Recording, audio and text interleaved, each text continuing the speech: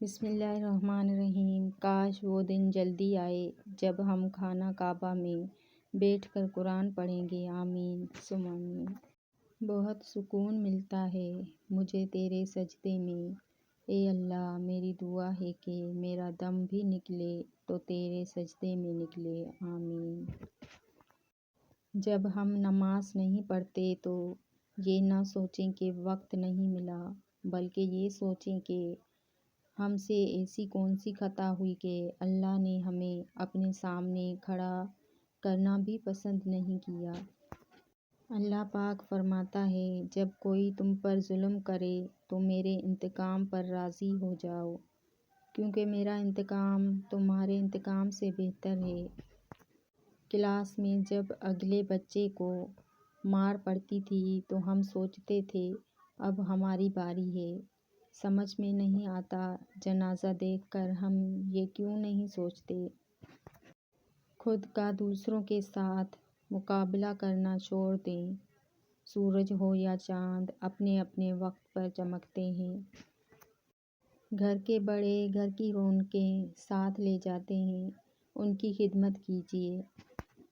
اگر کسی کی تکلیف دیکھ کر تمہیں تکلیف ہونے لگے تو سمجھ لینا تم اللہ کے بنائے ہوئے بہترین انسان ہو۔ دنیا میں سب سے زیادہ نفرتوں کا سامنا سچ بولنے والوں کو کرنا پڑتا ہے۔ چیخ و پکار انسان کے وقار میں کمی کا باعث بنتی ہے۔ لوگوں کو اپنی خاموشی سے خوف زدہ کرنا سیکھو۔ حضرت علی رض نے فرمایا، زندگی کے ہر موڑ پر صلح کرنا سیکھو، کیونکہ جھکتا وہی ہے جس میں جان ہوتی ہے، اکڑنا تو مردے کی پہچان ہوتی ہے۔ یقین ایسا ہو کہ سامنے سمندر ہو اور تم کہو کہ نہیں میرا رب راستے بنائے گا، بے شک۔ سوچ اچھی ہونی چاہیے، کیونکہ نظر کا علاج ممکن ہے لیکن نظریے کا نہیں۔ انسان کا سب سے بہترین دوست اللہ ہے، بہت جلدی مان جاتا ہے، پرانی باتیں یاد نہیں کرواتا، کبھی مایوس نہیں لوٹاتا اپنے در سے۔ جب اللہ پاک کسی سے ناراض ہوتا ہے تو اسے اپنے سے غافل کر کے کسی ایسی چیز کی طلب میں لگا دیتا ہے جو اس کی قسمت میں نہیں ہوتی۔ حضرت علی رض نے فرمایا، زندگی کے 3 اصول بنا لو، اس سے ضرور معافی مانگو جسے تم چاہتے ہو، اسے کبھی مت چھوڑو جو تمہیں چاہتا ہے، اس سے کبھی کچھ نہ چھپاؤ جو تم پر اعتبار کرتا ہے۔ اللہ کی محبت آپ کو اللہ کے فیصلوں پر راضی رہنا سکھاتی ہے۔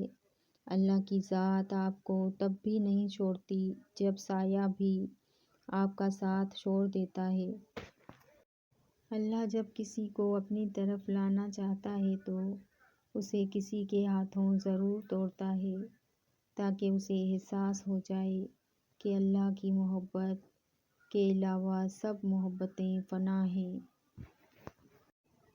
کبھی سجدہ کرتے ہوئے اللہ کو محسوس کرنا، ایسا لگے گا جیسے وہ صرف اور صرف تیرا ہے۔ اللہ سے تنہائی میں سرگوشی کیجیے، دل تو کیا روح پر بھی اثر پڑے گا۔ اور میرا اللہ فرماتا ہے، بس صبر کر، میں تیری کہانی کا انجام بہتر لکھ چکا ہوں۔ کائنات کا سب سے پہلا گناہ نہ شرک تھا اور نہ کفر، بلکہ پہلا گناہ تھا کہ میں اس سے بہتر ہوں۔